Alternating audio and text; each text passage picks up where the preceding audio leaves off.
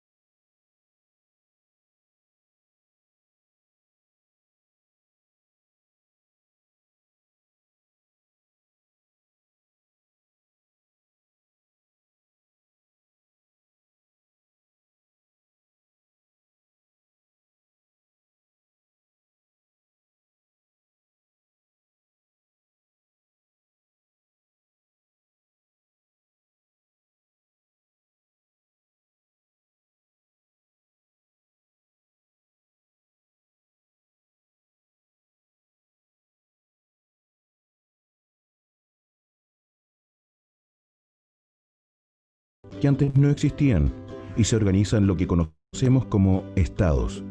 Los estados son la forma de organización política, jurídica y administrativa de un territorio. Quienes dirigen el estado poseen la fuerza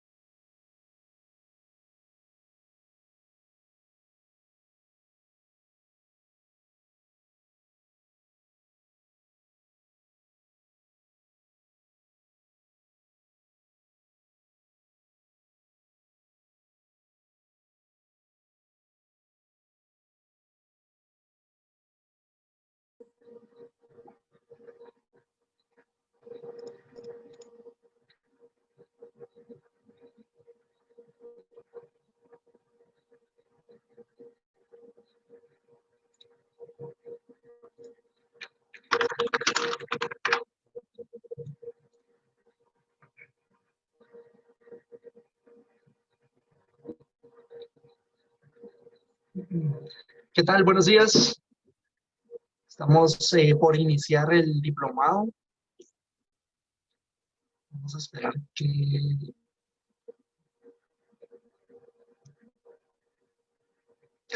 Muy bien, ¿qué tal? Buenos días a todos, a todas. Qué gustazo poderles saludar. Mi nombre es Romeo Méndez y hoy vamos a empezar el primer módulo del Diplomado Democracia y Partidos Políticos de la Asociación Política Caminemos. Para nosotros, en conjunto con la CAS, con la Fundación Konrad Adenauer, es un gustazo darles la bienvenida, poder facilitar este tipo de espacios buscando soluciones a toda la situación en la que nos encontramos en Guatemala y en todo el mundo, ¿verdad? Así que para nosotros les agradecemos en verdad por estar conectados. Esto demuestra que las juventudes sí estamos interesadas en formarnos, sí estamos interesadas en participar y sí estamos interesadas en superarnos día a día, ¿verdad?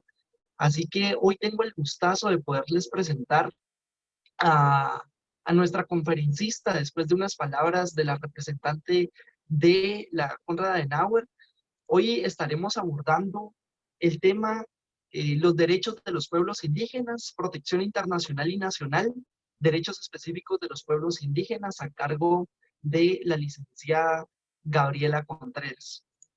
Este es el primer módulo del Diplomado de Democracia y Partidos Políticos, que como repito, está a cargo de la Fundación Konrad Adenauer, a quienes agradecemos muchísimo.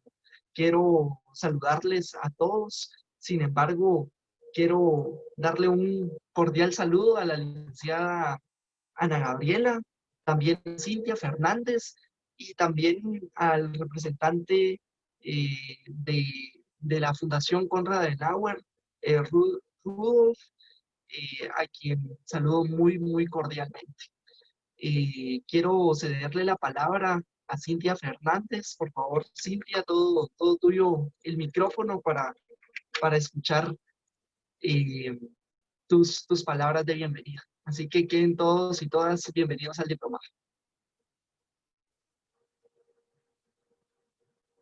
Muy buenos días a todos. Es un gran gusto poderlos saludar y al mismo tiempo expresarles que para la Fundación Konrad Adenauer es un verdadero pues honor y una emoción muy importante el lograr estar en este momento unidos a través de la tecnología en estos momentos en los que se necesita precisamente implementar este tipo de esfuerzos. Tal y como lo conversábamos la otra vez en nuestra sesión de inauguración, el módulo sobre coordinación de sistemas jurídicos y pluralismo jurídico realmente tiene como objetivo adentrarnos en el conocimiento, por una parte, del tema de derechos de pueblos indígenas y por el otro lado, del funcionamiento del sistema de justicia oficial y el funcionamiento de algunas de las autoridades indígenas. Realmente el trabajo que se está realizando en Guatemala en esta línea tiene un gran esfuerzo, un gran avance, tanto desde la justicia oficial como desde lo que están haciendo las autoridades, pero sobre todo en materia de coordinación. Así que, sin más que decirles, les damos la más cordial bienvenida desde la Fundación Konrad Adenauer y dejamos en el uso de la palabra pues a Romeo Méndez para entrar de lleno con la presentación de nuestra expositora y de nuestra exposición. Muchísimas gracias.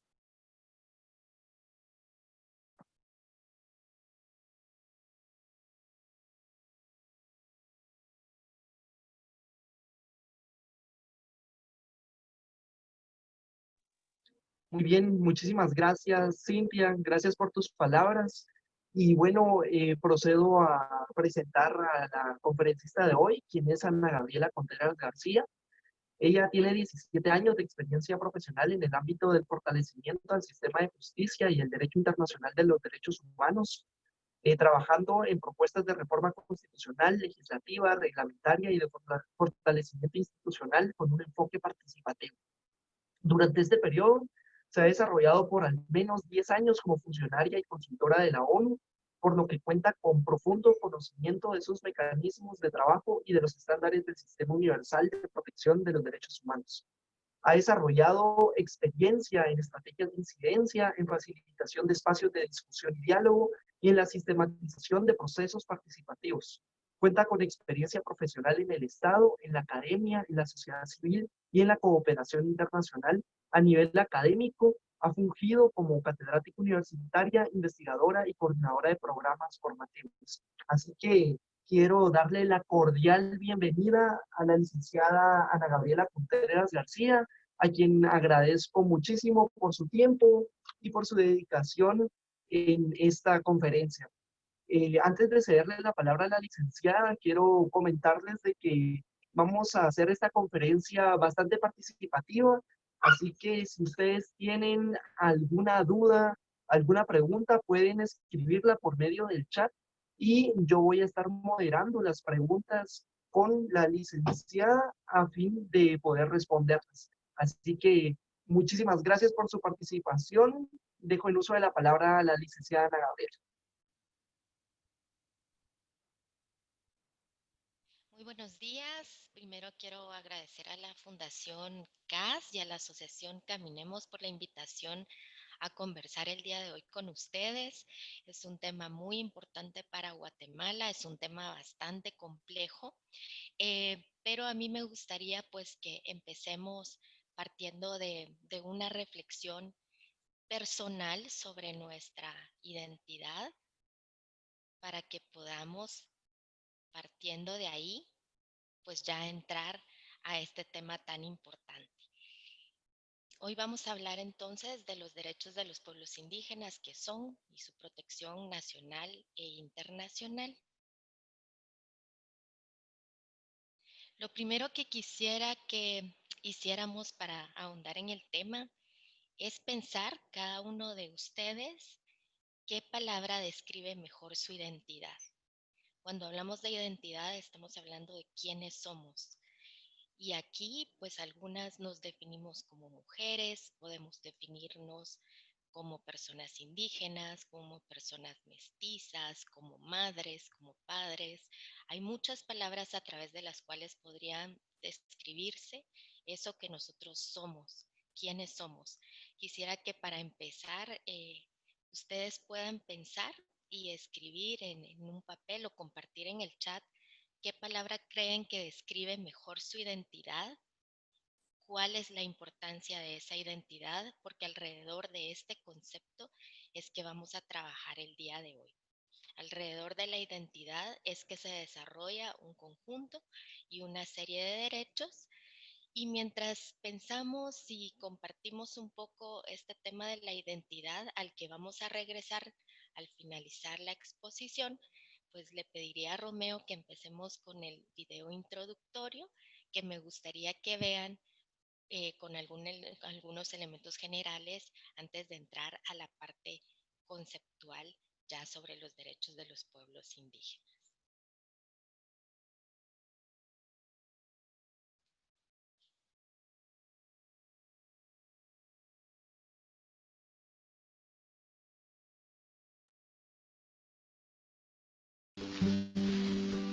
Imaginemos un territorio donde conviven personas de distintas culturas y pueblos en comunidad. Un día, su vida cambia con la llegada de extraños a sus tierras. Luego de colonizarlos, se establecen fronteras que antes no existían y se organizan lo que conocemos como estados. Los estados son la forma de organización política, jurídica y administrativa de un territorio.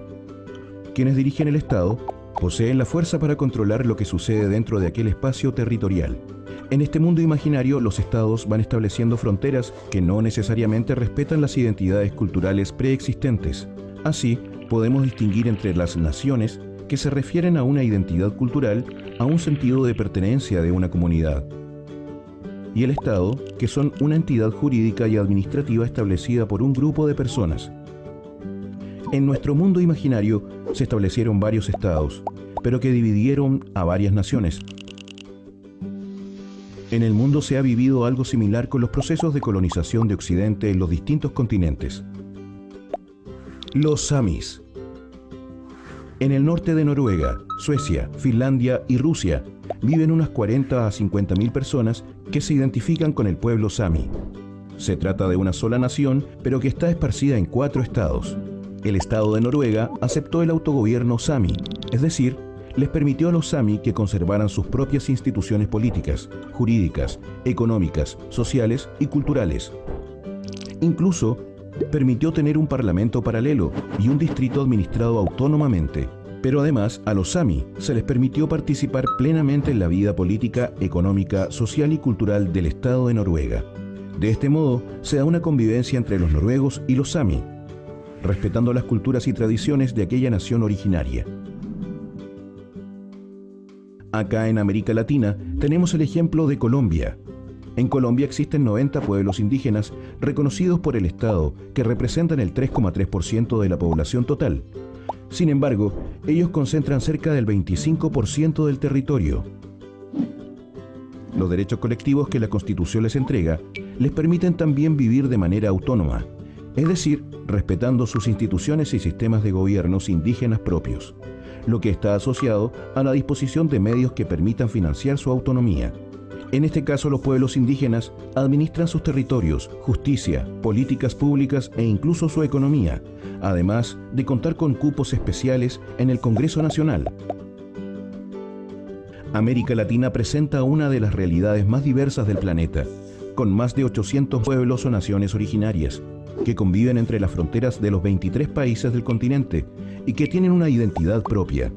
La tendencia en América Latina ha sido a reconocer una serie de derechos colectivos de los pueblos indígenas en la Constitución y que incluyen, entre otros, el derecho de autodeterminación y el autogobierno, y que incluye la autonomía para establecer las organizaciones políticas que ellos estimen convenientes, derechos territoriales, que van más allá de la tierra, sino que incluyen el hábitat que los pueblos interesados ocupan, derechos culturales, que incluyen educación, lenguas y la protección y promoción de sus costumbres.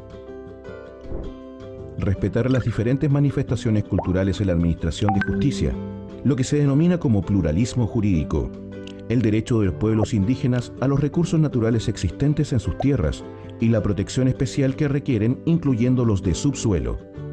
Pero a diferencia de la mayoría de los países de América Latina, en Chile aún no se reconoce en la Constitución a los pueblos indígenas. Solo existe la Ley Indígena del año 1993, que reconoció a 9 etnias indígenas.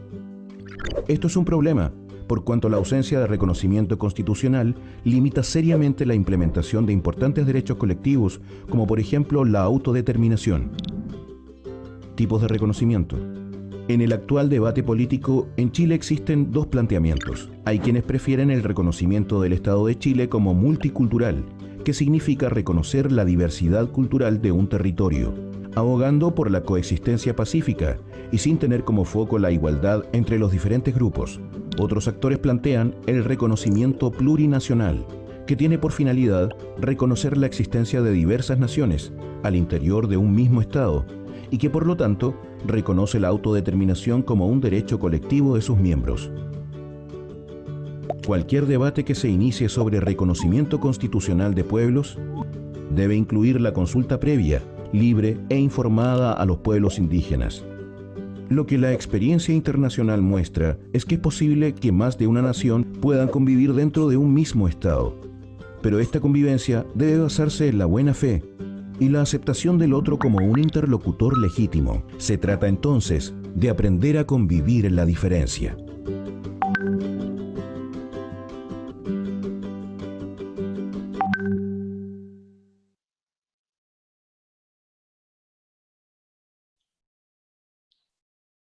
Muchas gracias, Romeo. Vamos a volver después de esta introducción a nuestra presentación. Esto que vimos es un recorrido muy rápido por algunas de las tendencias que hay en relación con el debate sobre los derechos de los pueblos indígenas, no solo en América Latina, sino en el mundo. Yo quisiera entonces que entremos a la sesión de hoy planteándonos ciertas preguntas y me gustaría que al finalizar esta sesión, ojalá tengamos tiempo para volver a esta diapositiva, para que podamos reflexionar si conjuntamente hemos logrado identificar las respuestas a todas estas preguntas. Lo primero que nos vamos a plantear es de dónde surgen estos derechos, cuál es la fuente de los derechos de los pueblos indígenas. En segundo lugar, ¿por qué una protección particular para estos pueblos? La tercera pregunta es, ¿quiénes son los pueblos indígenas? ¿Quiénes son los sujetos de estos derechos? ¿Cuáles son sus derechos? Y si son de obligatoria observancia y cumplimiento, ¿y para quién? Todos estos temas son muy amplios, así que lo que vamos a ver hoy es una pincelada y es las bases a partir de las cuales vamos a continuar profundizando en las siguientes sesiones y podrán ustedes también individualmente y a través del material que vamos a proporcionarles seguir investigando y buscando más información a este respecto. Vamos a empezar con las fuentes de los derechos de los pueblos indígenas, de dónde nacen. Y yo quisiera aquí plantear esta gráfica como punto de partida para que pueda comprenderse que a lo largo de esta explicación y cada vez que ustedes se acerquen a este tema, van a encontrar una serie de fuentes que nos van a permitir, como los ladrillos de una casa, ir construyendo toda una normativa y un debate político al respecto de esta materia. Y entonces en estas fuentes o estos bloques vamos a identificarlos primero de Internacional de los Derechos Humanos, luego en la Constitución Política de la República de Guatemala y a través de nuestra legislación nacional. Todo esto lo vamos a ver de manera muy sintética el día de hoy. Vamos a ver también que estos primeros tres bloques que tenemos representan el deber ser, representan los estándares mínimos que nuestro país y que la comunidad internacional establece como esas obligaciones que el Estado está llamado a asegurar y como los derechos a los que los pueblos indígenas tienen derecho a, valga la redundancia, a disfrutar y ejercer plenamente.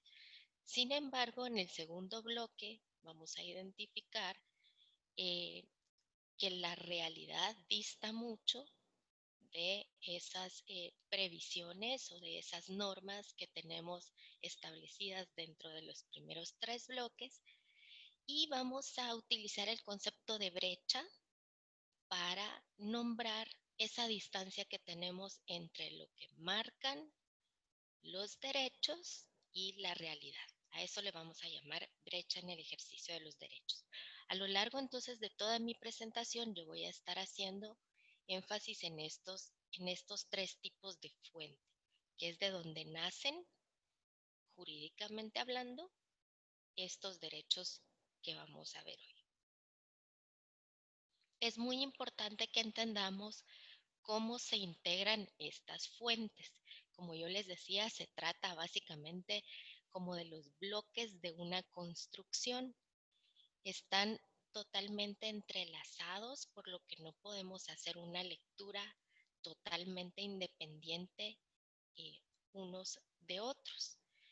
Y por ello, pues es importante partir de una comprensión de cómo entran los tratados internacionales de derechos humanos y particularmente los que hablan de los pueblos indígenas, que los vamos a ver más adelante, cómo entran a la legislación nacional, cómo se hacen parte de las obligaciones que el Estado de Guatemala tiene.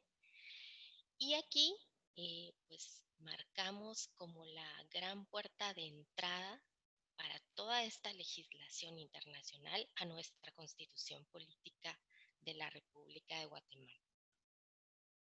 Es no solamente a través de un artículo, sino de muchas puertas de entrada que vamos a poder identificar o que vamos a poder darle ingreso a este tipo de derechos.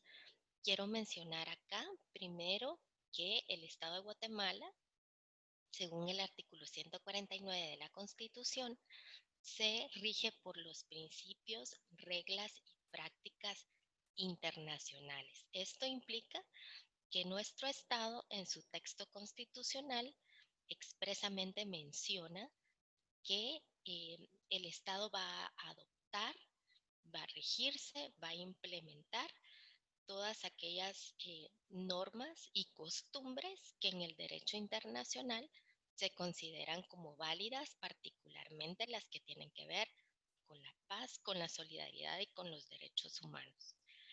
Esta es la primera puerta de entrada para el derecho internacional, hablando no solamente de tratados, sino también de la costumbre y de los principios internacionales.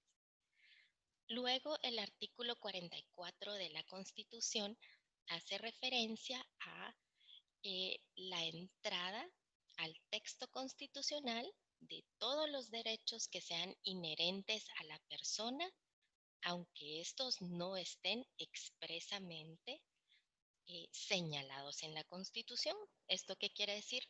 Nuestra Constitución es bastante amplia en el catálogo de derechos humanos que contiene y tiene una gran lista de derechos tanto individuales como sociales, colectivos, pero aún así nuestra Constitución prevé que si hubiera derechos adicionales a los que están expresamente contenidos en la Constitución, que son inherentes a la persona y que van a coadyuvar a su protección, entonces se entenderán como incorporados también a las protecciones constitucionales. Esto se llama cláusulas abiertas y son un mecanismo a través de los cuales las constituciones abren la puerta para recibir dentro de las legislaciones internas todos los derechos humanos que están contenidos y reconocidos en diferentes instrumentos. Luego tenemos el artículo 46 de nuestra Constitución, que expresamente nos menciona la preeminencia del derecho internacional de los derechos humanos. Dice la Constitución que en materia de derechos humanos los tratados internacionales tendrán preeminencia sobre la legislación interna. Esto en la práctica implica que al momento en que hay una confrontación o hay un vacío o hay una laguna o hay una norma contradictoria entre nuestra legislación nacional y un tratado que tiene una norma sobre derechos humanos, lo que va a privilegiarse o lo que va a aplicarse va a ser esa norma internacional. Esto nos sirve en el tema en el que estamos hablando porque el derecho internacional ha desarrollado enormemente todo este bloque de los derechos de los pueblos indígenas, así que al momento que en Guatemala, por ejemplo, no tuviéramos una norma específica aplicable, si se diera el caso, el derecho internacional entra a aplicarse de manera inmediata y directa. Luego nuestra Constitución prevé muchas normas relacionadas con la ratificación de tratados internacionales, esto en las funciones que corresponden a los organismos legislativo y ejecutivo, eh, y pues explican estas normas constitucionales cómo hacerse parte de estos tratados. Yo quiero hacer énfasis acá que la ratificación de tratados internacionales es el mejor ejemplo de cómo un Estado ejerce su soberanía. A veces el tema de la soberanía es entendido en un sentido de aislamiento o de rechazo a las normas internacionales o a la convivencia de la comunidad internacional. Sin embargo, el ejercicio más pleno de la soberanía de un Estado es poderse adherir a un tratado internacional y adquirir obligaciones y derechos frente a la comunidad internacional por esa vía. Y les coloqué aquí también el tema del bloque de constitucionalidad, que es una forma a través de la cual también los tratados de derechos humanos entran a nuestra legislación nacional. Esto no es más que el uso que las Cortes y particularmente la Corte de Constitucionalidad hace de los tratados internacionales cuando va a conocer un caso concreto. Por citarles un ejemplo, al momento en que la Corte de Constitucionalidad tiene que conocer eh, un caso sobre derechos de la niñez, va a recurrir no solamente a las normas constitucionales que se refieren a eso, sino que va a traer también la Convención sobre los Derechos del Niño, otros instrumentos internacionales que hablen sobre la materia, de tal manera que la Constitución no va a ser utilizada de manera aislada para atender un caso, sino que va a convertirse en un bloque del cual también hace parte otros instrumentos. Y cada vez que el Estado asume un tratado internacional o se hace parte de un tratado internacional, como los que vamos a ver más adelante, va a asumir tres tipos de obligaciones. La obligación de respetar, que es básicamente no romper esos mandatos o no romper las prohibiciones o no romper los acuerdos que de buena fe han sido asumidos por el Estado, es decir, respetar los derechos y las obligaciones que están en el Tratado Internacional, la obligación de garantizar, que es básicamente crear condiciones necesarias para el ejercicio pleno del derecho. Eso quiere decir que si yo me comprometo como Estado a hacer efectivo el derecho de los pueblos indígenas al acceso a la justicia con pertinencia cultural o pertinencia lingüística, tengo que crear dentro del organismo judicial tribunales de justicia que tengan servicios con los distintos idiomas indígenas, que puedan reconocer las prácticas culturales y tomarlas en cuenta al juzgar. Esto para citar un ejemplo de lo que significa garantizar, es decir, adoptar cualquier tipo de medida que pueda ayudarnos a hacer efectivo un derecho. Y hay una obligación también cada vez que se adopta un tratado que se llama la obligación de armonización y básicamente consiste en adoptar medidas legislativas que faciliten que ese derecho va a poder hacerse efectivo.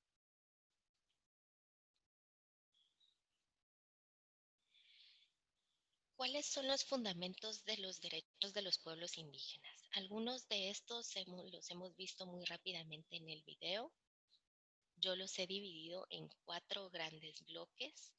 Algunas personas cuando hablan de este tema se orientan casi de manera exclusiva a este derecho, el derecho a la igualdad y no discriminación, el que está identificado en el último bloque, pero yo prefiero hacer referencia a 4 fundamentos diferentes y ustedes van a ver ahora por qué. El primero de ellos es la libre determinación de los pueblos. El segundo es la comprensión del derecho a la cultura como una forma de vida. El tercero es el derecho a la diversidad. Y el cuarto es el derecho a la igualdad y no discriminación, que también es un principio básico de los derechos humanos. El primer fundamento, es decir, el derecho a la libre determinación de los pueblos, es un derecho que está consagrado desde la Declaración Universal de los Derechos Humanos. Es un derecho que corresponde a todos los pueblos, no específicamente a los indígenas, y básicamente se refiere a la posibilidad de determinar libremente la condición política y perseguir libremente el desarrollo económico, social y cultural.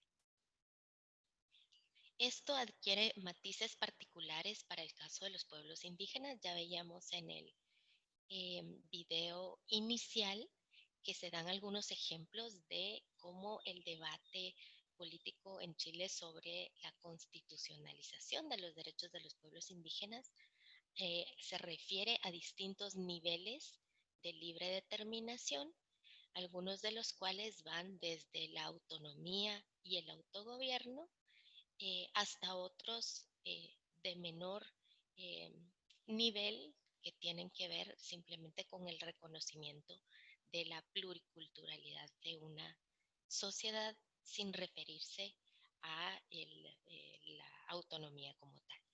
Sin embargo, la libre determinación es uno de los elementos fundamentales como derecho colectivo cuando hablamos de esta materia. Un segundo fundamento sería la protección del derecho a la cultura como forma de vida.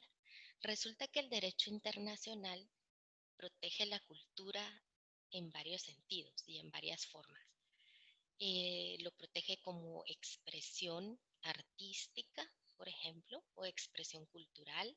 En la mayoría de constituciones está plasmado esa libertad de expresarnos culturalmente y de tener acceso a esas expresiones artísticas. Está protegido también la cultura como patrimonio de un pueblo y de la humanidad, pero hay una tercera vía o una tercera forma en que el derecho internacional protege la cultura y es el que nos interesa en esta sesión, que es cuando se entiende como forma de vida, es decir, como la suma total de las actividades espirituales y materiales de un grupo, como el conjunto de características que va a distinguir a un grupo de otro. Y algo fundamental, cuando se entiende la cultura como forma de vida, se le está dando una dimensión colectiva o comunitaria. Este punto de protección del derecho a la cultura como forma de vida sirve de sustento al derecho a la identidad cultural que constituye una de las bases fundamentales de los pueblos indígenas. Ya hablábamos al principio, yo les pedía que reflexionaran un poco sobre su identidad. Seguramente cada uno y cada una de ustedes va a hacer referencia a un elemento diferente o a una palabra diferente para referirse a su identidad, pero algunos no dudo que van a tomar en cuenta para autoidentificarse a la cultura. Y de ahí la importancia de cómo esa identidad está ligada al desarrollo y depende también del ejercicio de derechos humanos. El derecho internacional de los derechos humanos también protege el derecho a la diversidad. Esta sería la tercera base del derecho de los pueblos indígenas. El derecho a la diversidad entendido como todas esas diferencias que se expresan entre los seres humanos tanto a nivel individual como colectivo. Esas diferencias nosotros las encontramos amparadas cuando las normas nacionales, como nuestra Constitución o las normas internacionales, se refieren a que no debe hacerse ninguna distinción o discriminación que esté basada en origen étnico, origen nacional, origen social, sexo, género, idioma, religión, opinión política, posición económica, nacimiento, edad, cultura. Cuando vemos este tipo de disposición, estamos hablando de una protección al derecho a ser diferente, al derecho a la diversidad. Y una cuarta base para los derechos de los pueblos indígenas viene dada por el principio de igualdad y no discriminación. Este es un principio y un valor fundante de la dignidad humana. Todos conocemos este principio, todas las personas nacemos libres e iguales y por lo tanto debemos tener iguales derechos. A este principio de nacer libres e iguales, que es como el principio y la norma introductoria de la Declaración Universal de los Derechos Humanos, a esto le llamamos la igualdad natural, la igualdad por nacimiento, por el simple hecho de ser personas, por el simple hecho de tener dignidad. y a lo que se deriva de esta igualdad natural, que es la igualdad ante la ley, le denominamos igualdad formal, porque es una igualdad que está reconocida a nivel, digamos, de las leyes y del trato ante las instituciones, ante los tribunales, ante el Estado, pero que está más asociada a el tema de la legislación y la institucionalidad. Por eso le llamamos igualdad formal. Y hay un concepto, un tercer concepto muy importante cuando hablamos de igualdad, que es el de la igualdad material.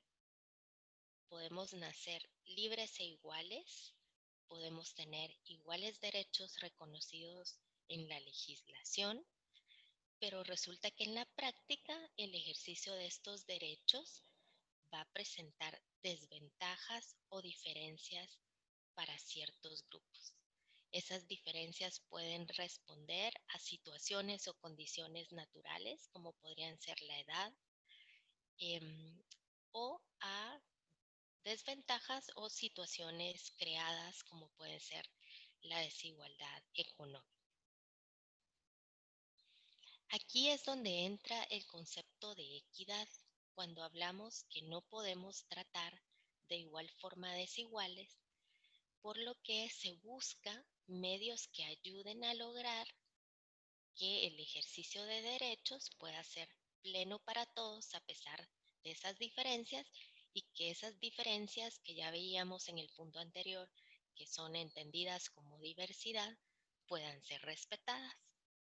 Esta gráfica es muy, eh, digamos, típica cuando se hace una reflexión sobre igualdad y equidad. Acá vemos en la primera imagen cómo las tres personas que están tratando de ver detrás del muro eh, cuentan con iguales medios para poder tomar un lugar y ver más allá, pero las condiciones de los más pequeños impiden que ellos puedan ver lo que necesitan, digamos, detrás del muro. La equidad consiste en adoptar algunas medidas, como se ve en este caso, la distribución de los medios para poder ver, para hacer que pues todos podamos tener oportunidades y alternativas para acceder o en este caso para poder ver más allá del muro. Esta es la diferencia básica entre igualdad y equidad. Me gustaría luego que cuando planteen sus preguntas podamos adentrarnos un poquito más en este tema de la igualdad. Por el momento es muy importante que podamos tener muy claras estas tres diferencias. La igualdad natural, que es la que se refiere a la dignidad humana, la formal, que es la igualdad ante la ley, y la material, que es la que tenemos o no tenemos frente a situaciones concretas de la vida y de la cual surge esta idea de equidad.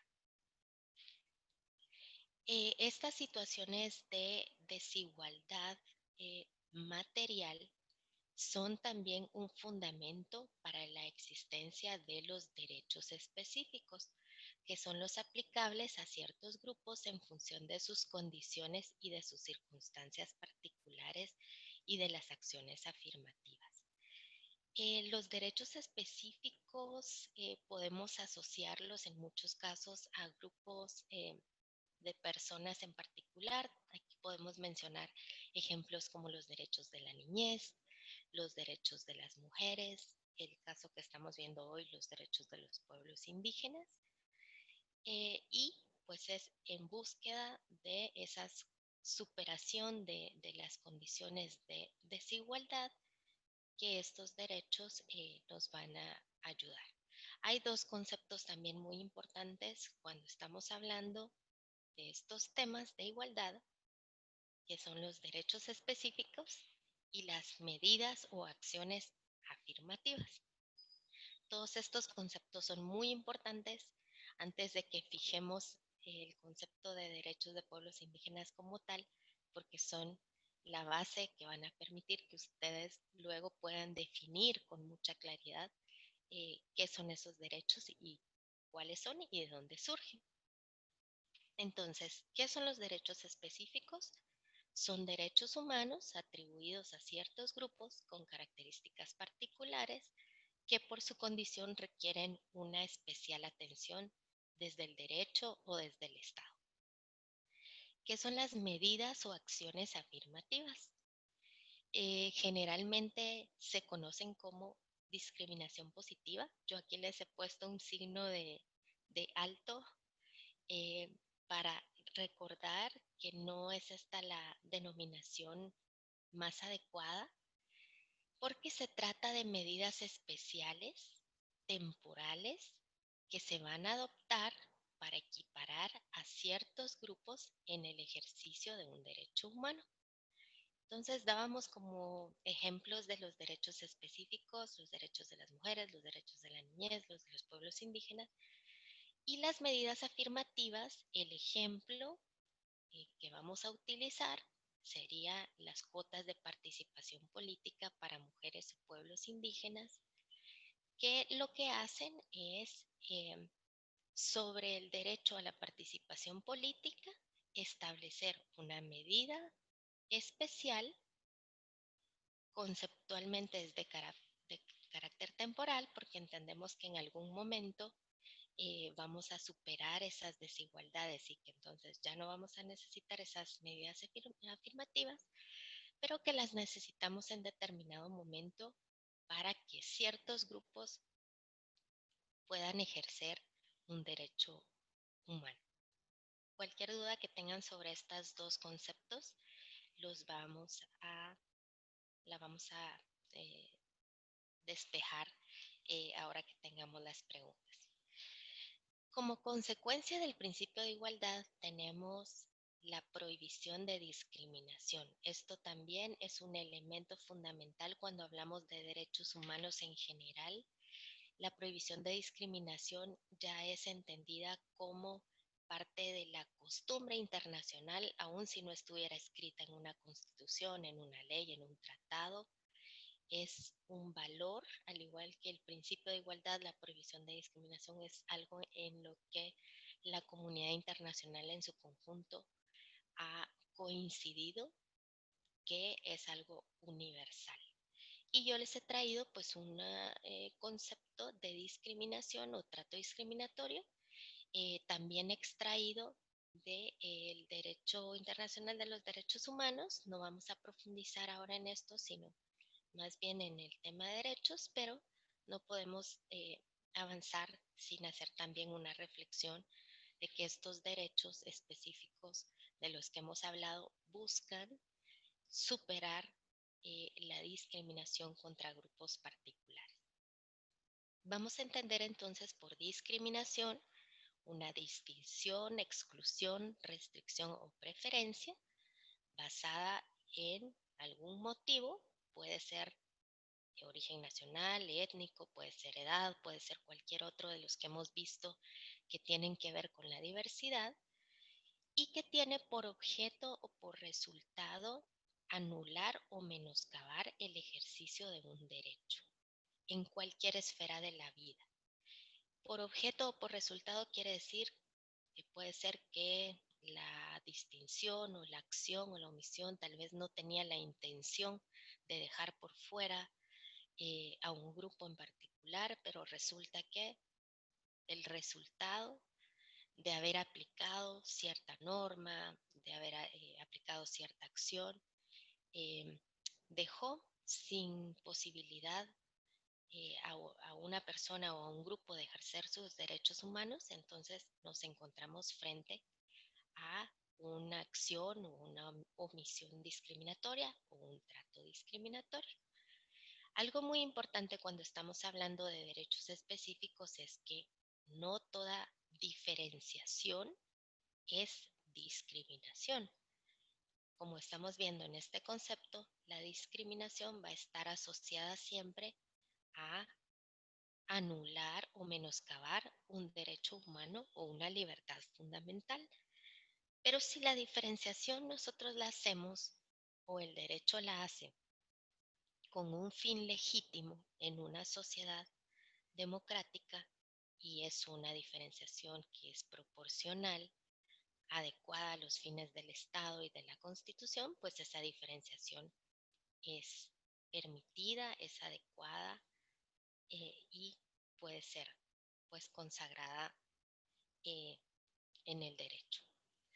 Y ahora entramos ya pues específicamente a qué son y a quiénes se aplican los derechos de los pueblos indígenas. Y partiendo de todo lo que hemos hablado hasta el momento, podemos decir ya con propiedad que los derechos de los pueblos indígenas son derechos humanos, son derechos específicos que atienden a un colectivo por sus circunstancias particulares de libre determinación, de diversidad, de derecho a la igualdad, de prohibición de discriminación y de derecho a la protección a la cultura.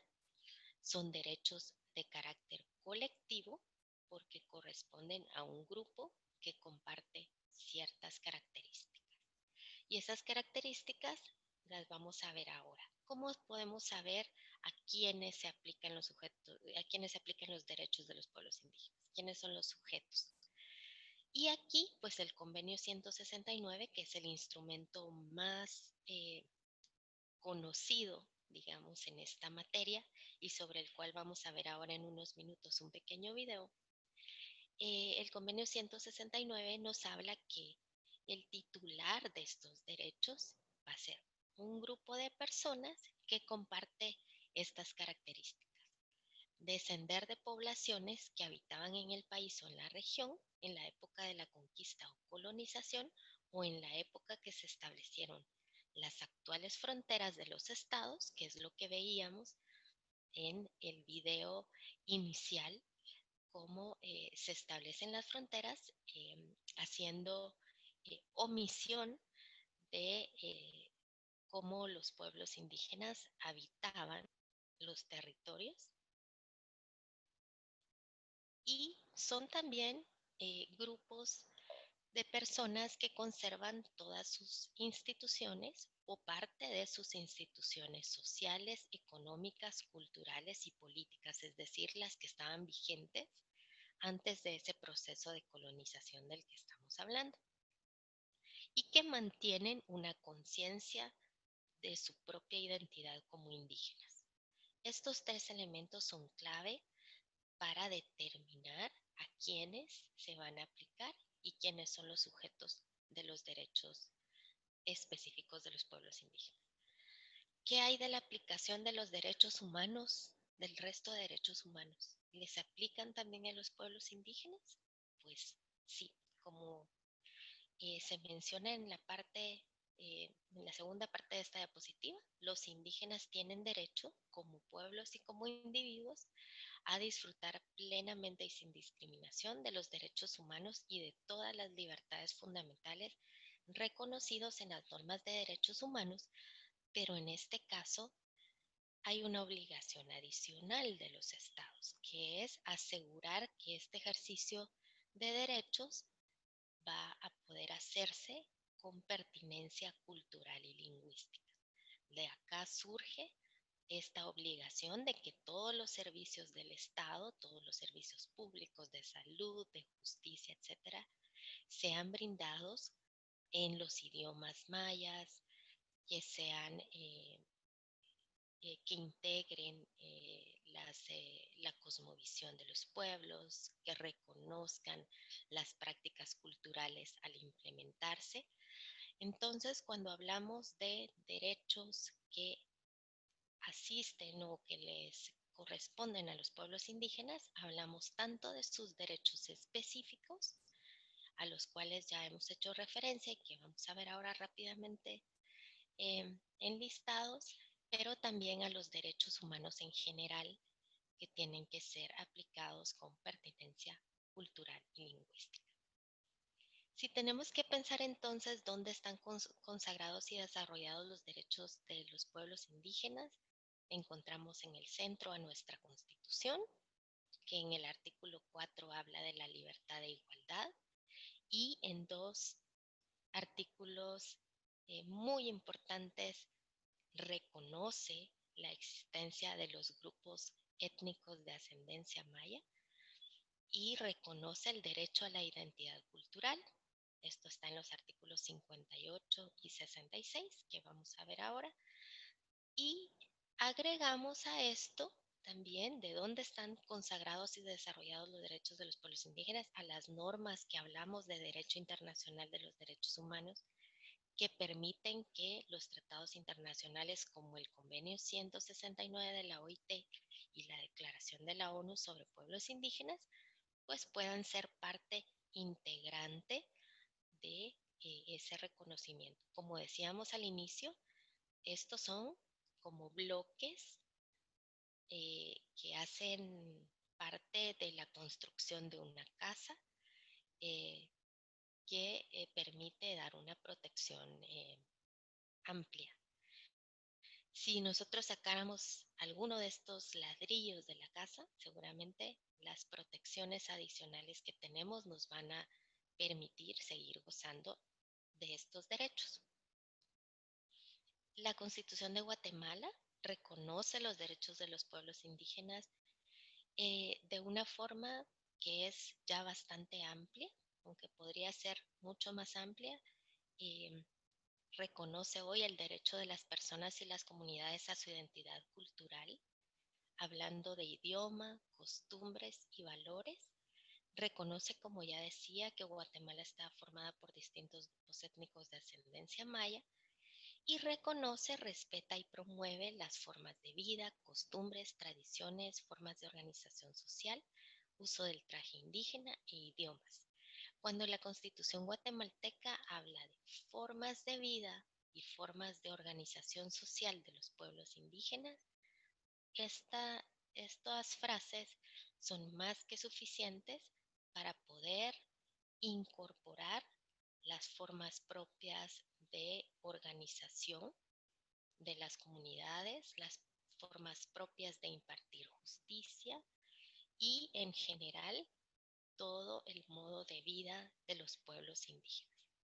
Así que aún si no tuviéramos estos instrumentos internacionales que desarrollan ampliamente eh, cada uno de los derechos, ya la Constitución política ampara, reconoce y protege estos derechos. Rápidamente vemos un listado a manera de ejemplo o de ilustración de cuáles son los derechos de los pueblos indígenas más importantes. Mencionamos la identidad cultural, la libre determinación, la participación, el patrimonio, la integridad cultural, la consulta, la espiritualidad, el derecho al ejercicio del propio sistema jurídico o derecho indígena, el derecho a las tierras, territorios y recursos. Y voy a pasar rápidamente a los instrumentos más relevantes sobre los pueblos indígenas. Aquí hemos escuchado todos del Convenio 169 de la OIT sobre pueblos indígenas y tribales en países independientes, que según la Corte de Constitucionalidad desarrolla y complementa las disposiciones de la Constitución sobre los pueblos indígenas. Esto que hemos hablado antes que nuestra Constitución menciona, según la Corte de Constitucionalidad, en una opinión consultiva que dio sobre este convenio, es desarrollado y complementado por este convenio. Es decir, cuando hablábamos de un bloque de constitucionalidad, cuando pensamos en qué nos va a servir para pensar en los derechos de los pueblos indígenas, es no solo la Constitución, sino también este convenio. Tenemos también una convención importante que es la de la eliminación de todas las formas de discriminación racial y un instrumento más reciente que es la Declaración de la ONU sobre los Derechos de los Pueblos Indígenas. Voy a pedir a Romeo que pueda ayudarnos con el video del convenio 169 para que podamos de manera muy breve conocer cuáles son los elementos más importantes antes de finalizar esta presentación. Perfecto, ahorita lo pongo.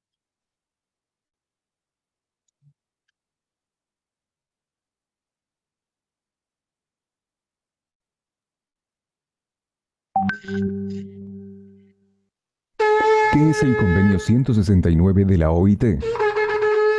El Convenio 169 de la Organización Internacional del Trabajo es un tratado internacional sancionado en 1989 que otorga reconocimiento internacional a los pueblos indígenas como sujetos de derecho.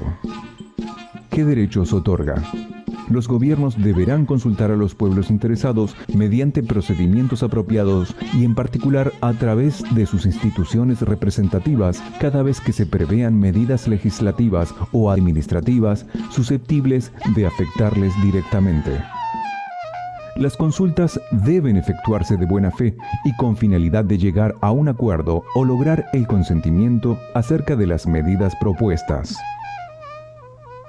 Los pueblos indígenas deberán tener el derecho de decidir sus propias prioridades en lo que atañe al proceso de desarrollo, en la medida en que éste afecte a sus vidas, creencias, instituciones y bienestar espiritual, así como a las tierras que ocupan o utilizan de alguna manera, y de controlar su propio desarrollo económico, social y cultural.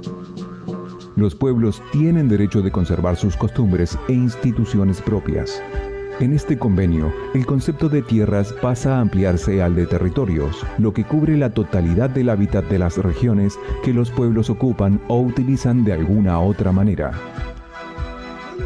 Los pueblos indígenas tienen el derecho de propiedad y de posesión sobre las tierras que tradicionalmente ocupan. Los gobiernos deberán tomar las medidas necesarias para determinar las tierras que los pueblos interesados ocupan tradicionalmente y garantizar la protección efectiva de sus derechos de propiedad y posesión.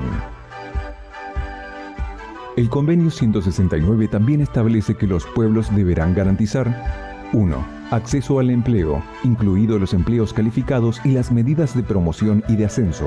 2. Remuneración igual por trabajo de igual valor. 3.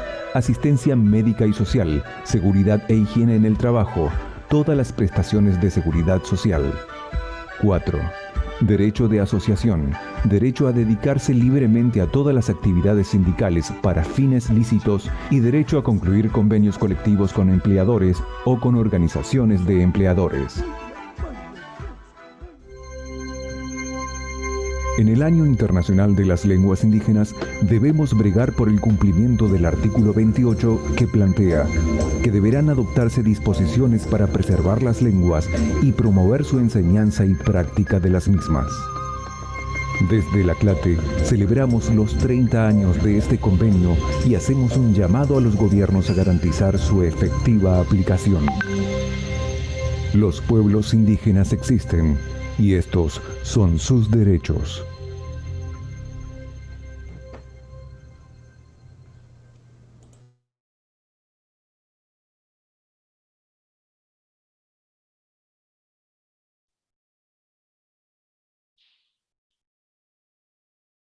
Muchas gracias, Romeo.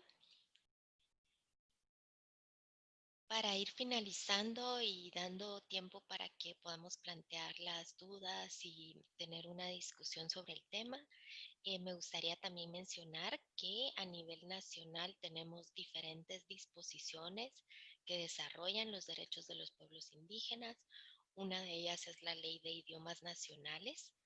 También tenemos un importante desarrollo de los derechos de los pueblos indígenas en el Acuerdo sobre Identidad y Derechos de los Pueblos Indígenas, que se convirtió en ley nacional a través de la Ley Marco de los Acuerdos de Paz y que pues después de la firma de los Acuerdos de Paz hubo un desarrollo muy importante de institucionalidad para los pueblos indígenas, pero pues aún tenemos muchísimos retos en el respeto de estos derechos y en la vigencia plena de los mismos. Así que como mencionaba al inicio, pues son las brechas entre los derechos reconocidos y la realidad, el espacio que tenemos para trabajar y en el espacio pues a donde grupos como el que ustedes integran hoy tendrá una tarea muy ardua. Y para finalizar, pues plantear la discusión sobre la identidad después de reflexionar sobre la propia identidad, me gustaría también dejarles con esta otra pregunta después de haber escuchado eh, estos elementos que finalmente son una pincelada sobre un tema que es muy amplio. ¿Cuál es la importancia de los derechos de los pueblos indígenas para los pueblos en sí mismos, pero para el Estado de Guatemala también? Muchas gracias y quedo atenta a sus comentarios y a sus preguntas.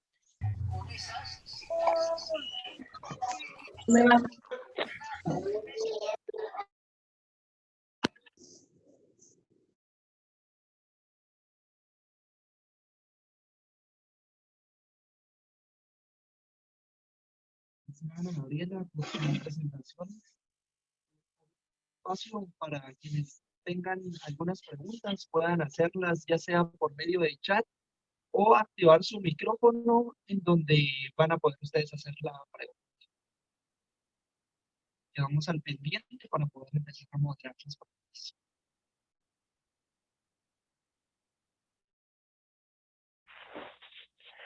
Muy buenos días.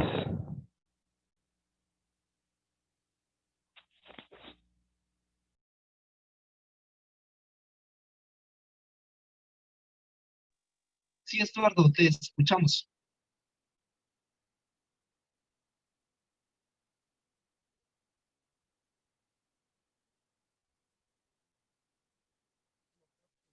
Tenés tu micrófono desactivado. Ok. Muy buenos días a todos. Mi nombre es Estuardo Santizo. Soy estudiante de Derecho de la San Carlos. Y justamente, pues, viendo el tema de lo que son los derechos de los pueblos indígenas, que yo tengo mi duda. O sea, al final de cuentas, de los ejes principales de los pueblos indígenas, podemos determinar que puede ser la diversidad, la cultura y la cosmovisión. Ahora bien, viendo que pues nuestro país tiene un gran porcentaje de pueblos indígenas que hasta hoy en día se le están reconociendo parte de sus derechos, se podría afirmar que el primer violentador de los derechos de de los pueblos indígenas es el Estado.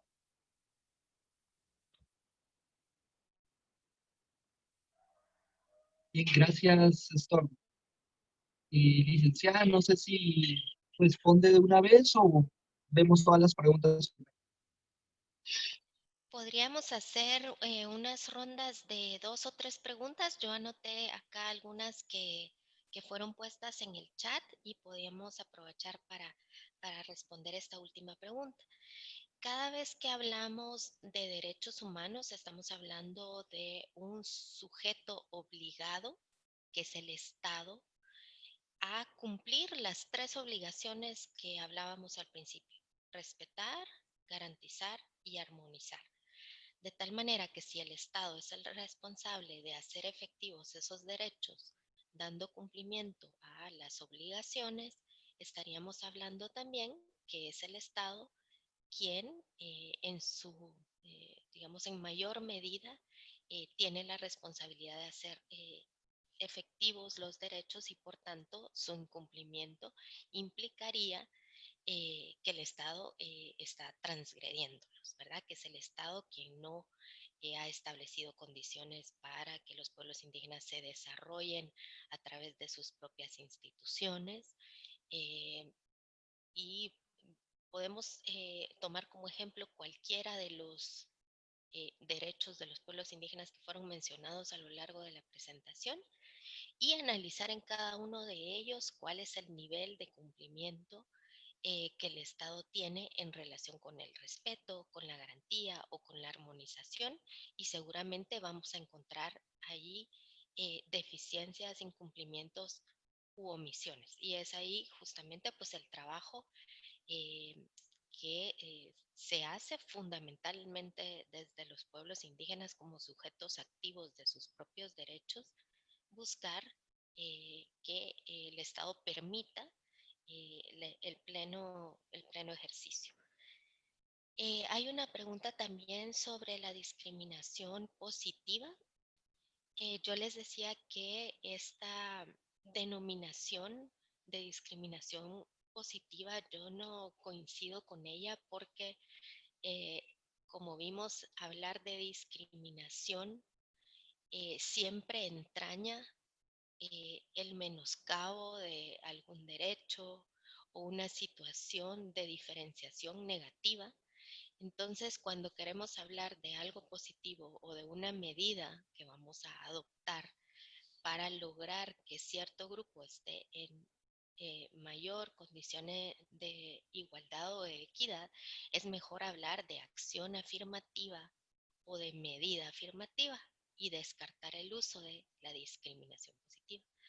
Pero, ¿qué es entonces la acción afirmativa? Es cuando yo, como Estado, adopto una medida que puede ser una medida legislativa, una medida de política pública, una medida administrativa, que teóricamente es temporal, pero que me va a servir para ayudar a que un grupo en particular pueda ejercer sus derechos de manera equitativa con otros grupos que se encuentran en ventaja.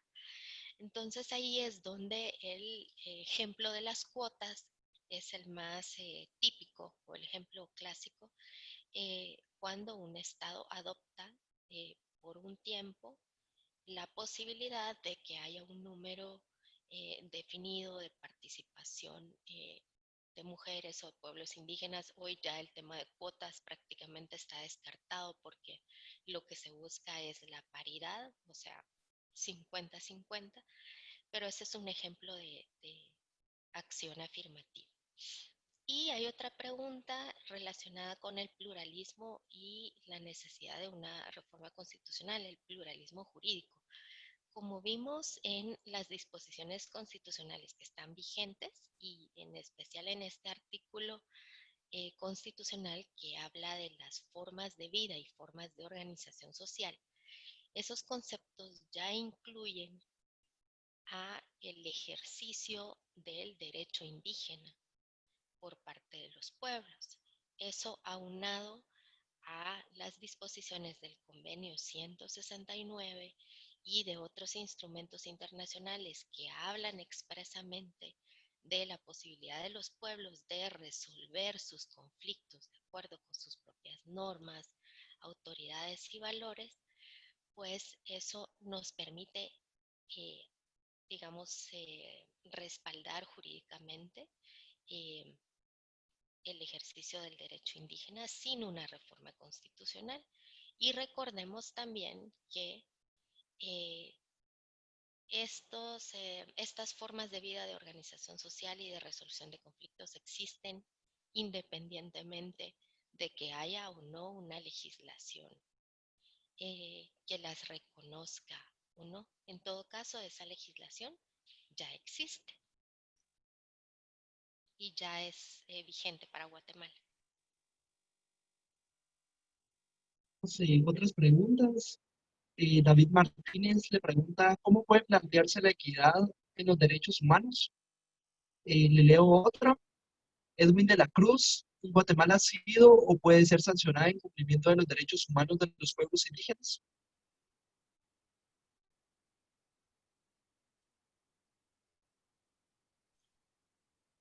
Con relación a la primera, hablábamos que hay distintas formas para lograr la equidad.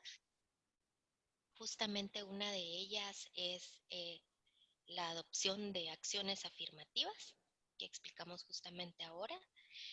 La otra es la vigencia plena de derechos específicos de los distintos grupos que son titulares de estos derechos. Generalmente los grupos a los que se atribuyen derechos específicos, ya decíamos como ejemplos la niñez, las mujeres, los pueblos indígenas son grupos que tienen no solo condiciones socioeconómicas más desventajosas, eh, sino también características particulares.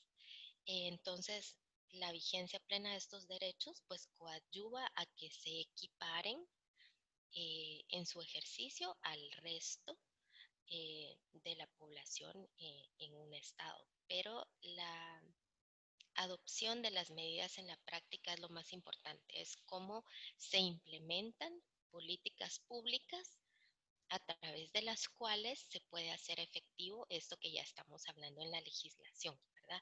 Un derecho humano va a poderse hacer efectivo a través de dos formas, o de una política o de una medida o de una resolución judicial, que tiene que ver con la segunda pregunta, ¿verdad?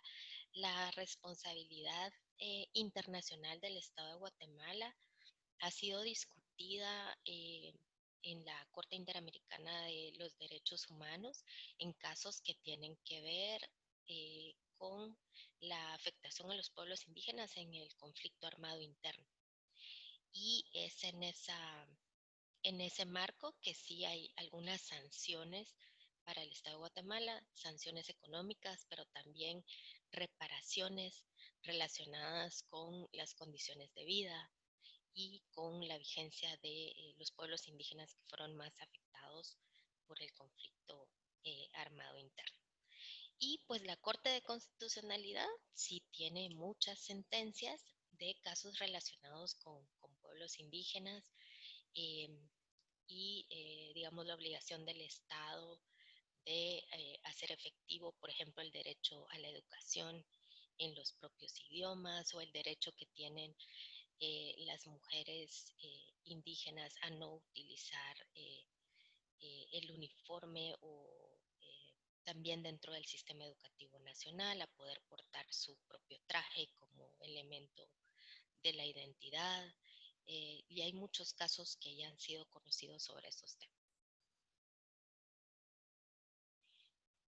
Muy bien, le agradezco mucho, licenciada. Acá tenemos otras preguntas y vamos a tratar de responder la mayoría, ya que estamos en tiempo. Y Danilo nos pregunta, ¿en qué grado los mandatos en materia de derechos de los pueblos indígenas de las instituciones relacionadas son claras y de apoyo mutuo? Y también quiero leer la pregunta de Víctor Leonardo, quien dice, si bien la legislación no es del todo mala, en cuanto a su aplicación, ¿qué retos o mejoras según su criterio debe llevarse a cabo?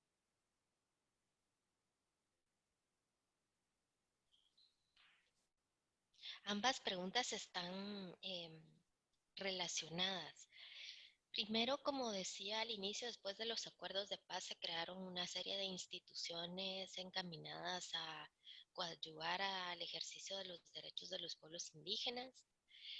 Algunas de estas instituciones se convirtieron solamente en ventanillas em, y en mecanismos formales del Estado para dar cuenta de la atención a un tema que en realidad no se ha tratado eh, de fondo, digamos, con la profundidad que amerita.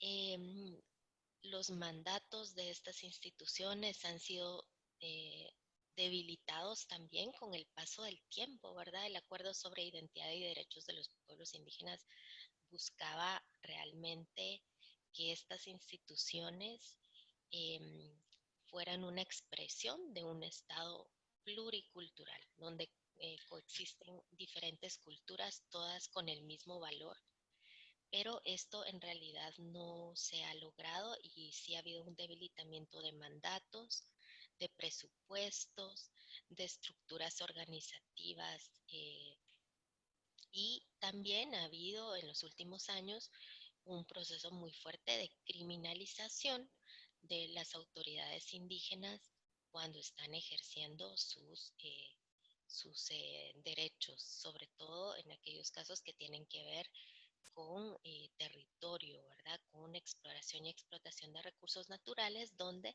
pues todavía el Estado tiene muchos retos para hacer efectivo el derecho a la consulta y a la participación. Yo diría que el reto más grande desde el Estado es establecer políticas públicas a través de las cuales pueda hacer efectivos estos derechos, pero sin una visión paternalista, ¿verdad? Entendiendo que la libre determinación de los pueblos tiene que dar también un margen amplio a que los pueblos decidan sobre su propio desarrollo y conserven sus instituciones propias. Perfecto, muchas gracias. Mire, me gustaría terminar con esta pregunta de Pedro Pablo y para poder dejarlo claro. Él dice, desde mi punto de vista, el Estado también nos incluiría a todos, ya que uno de los elementos del Estado es población. Es cuanto a responsabilidad. La pregunta es, ¿no sería mejor el término de autoridades de gobierno? Pregunta él.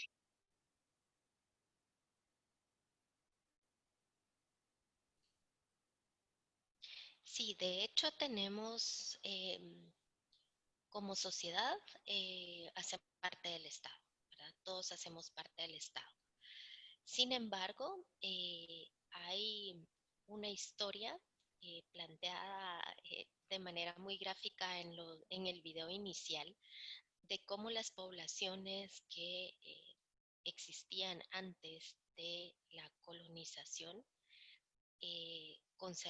conservan aún todas sus estructuras, sus instituciones, y por esa condición, eh, digamos, cultural particular, pero también por haber sido sujetos de un despojo histórico, por tener derecho a la diversidad y por, digamos, tener condiciones particulares, es que se establece una serie de derechos particulares al final, eh, como ocurre con otros grupos que ya hemos mencionado, que se encuentran en situación de desventaja y que, si bien son parte del Estado, tienen unas características identitarias diferentes y una historia distinta que amerita protecciones especiales.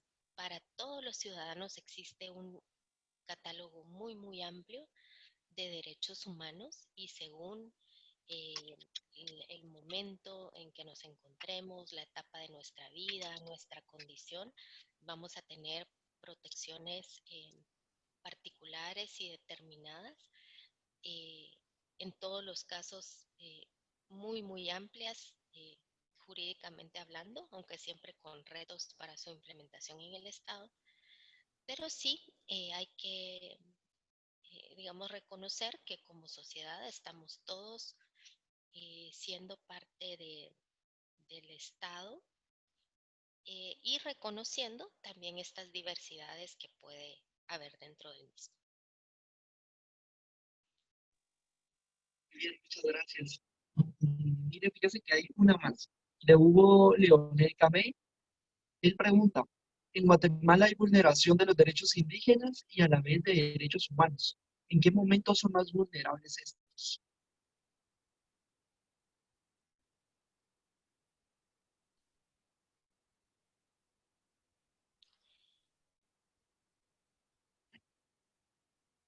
Hay vulneración de los derechos indígenas y a la vez de los derechos humanos. Lo primero es que no debemos de verlo como algo separado, porque dijimos que los derechos indígenas son derechos humanos. Sí hay una situación sistemática de vulneración de derechos humanos en Guatemala en distintas esferas de la vida. Podemos volver ahí a colocar cualquier tipo de ejemplo eh, que nos va a llevar, por ejemplo, a entender o a visualizar situaciones donde hace falta acceso a servicios de justicia para mujeres, hay pocas alternativas de educación para niños, hay criminalización cuando se defienden eh, eh, tierras o territorios. Entonces podemos ver a distintos ámbitos y distintos momentos y en todos vamos a encontrar una eh, digamos, violación sistemática de derechos humanos en Guatemala. Es muy importante reconocer que todas y todos somos sujetos de estos, que no son exclusivos aunque hoy hemos hablado mucho de los grupos específicos, pero reconocer que todos y todas tenemos derechos humanos y que si bien hay situaciones que nos colocan en mayor vulnerabilidad, los derechos humanos son un tema de todo momento, de todo lugar y de toda persona. Perfecto. Pues con eso damos fin a la ronda de preguntas. Quiero agradecer muy especialmente a la licenciada Ana Gabriela por tan excelente presentación y conferencia. Agradecerles a cada uno de ustedes quienes nos estuvieron acompañando en esta primera transmisión del Diplomado de Democracia y Partidos Políticos, a la Fundación Konrad Adenauer por la logística y el acompañamiento. Y también quiero saludar y agradecer al presidente de la Asociación Caminemos, Roberto Alejos, quien nos estuvo acompañando durante la transmisión. Para nosotros es más que un gusto poder dar apertura a este tipo de espacios académicos de forma virtual, atendiendo a la situación y contexto mundial, ¿verdad?, en el que nos encontramos. Así que más que un gustazo saludarles, estamos para servirles, esperamos que estén muy, muy bien. Y recuerden, nos vemos la próxima semana. Esperen noticias en el grupo de WhatsApp, en donde vamos a estarles compartiendo el tema de la otra semana, la quién va a ser la persona designada como conferencista y además estar pendiente de la carpeta de Drive que compartimos en el grupo de WhatsApp, en donde se va a estar subiendo y compartiendo material académico. De nuevo, pues muchísimas gracias. No quiero despedirme sin antes invitarles a que nos acompañen ahora, dentro de 8 minutos, en nuestra página de Facebook, Asociación Política Caminemos, en donde vamos a tener una mini conferencia virtual acerca de la percepción del COVID-19 en la sociedad urbana guatemalteca, una discusión sobre un estudio realizado por algunos socios de Caminemos. Así que más que invitados e invitadas, para nosotros fue más que un gusto, licenciada. Muchísimas gracias otra vez.